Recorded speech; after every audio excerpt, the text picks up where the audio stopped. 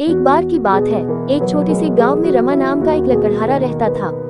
रमा बहुत गरीब था, लेकिन वह ईमानदार और मेहनती था। वह हर रोज जंगल में लकड़ी काटने जाता था और उसे शहर में बेचकर अपना गुजर बसर करता था। एक दिन रमा जंगल में लकड़ी काट रहा था कि उसे एक चमकती हुई थैली दिखाई दी। थैली भारी थी और रमा को लगा कि इसमें सोने के सिक्के होंगे।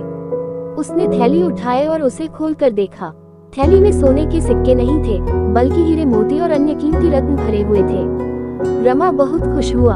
उसने सोचा कि अब वह गरीबी से मुक्त हो जाएगा और अपनी जिंदगी बदल सकेगा।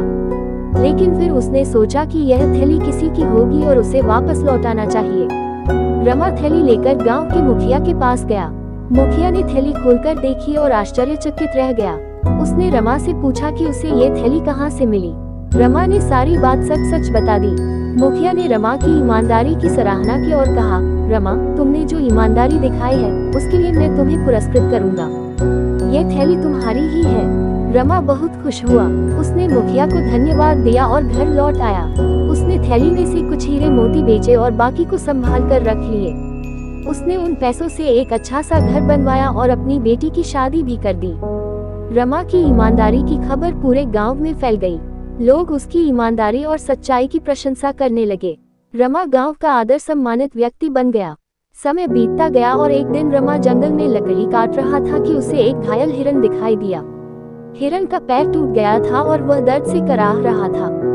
रमा को हिरन पर दया आ गई और उसने उसे अपने घर ले जाने का फैसला किया। रमा ने हिरन का इलाज किया और उसकी देखभाल की। कुछ दिनों बाद हिरन ठीक हो गया। रमा ने हिरन को जंगल में छोड़ दिया। हिरन रमा की दयालुता से बहुत खुश हुआ। उसने रमा को धन्यवाद दिया और जंगल में गायब हो गया। अगले दिन रमा जंगल में लकड़ी काट रहा था कि उसे वही हिरन दिखाई दिया। हिरन के मुंह में एक चमकता हुआ हीरा था। हिरन ने हीरा रमा को दिया और जंगल में गायब हो गया। रमा बहुत हैरान हुआ। उसने सोचा कि यह हिरन वही है जिसे उसने बचाया था और यह हीरा उसे उसी का बदला है। रमा ने हीरा बेच दिया और उससे मिले पैसों से उसने गांव में एक स्कूल खोल दिया। उस स्कूल में गरीब बच्चों को मुफ्त शिक्षा दी जाती थी।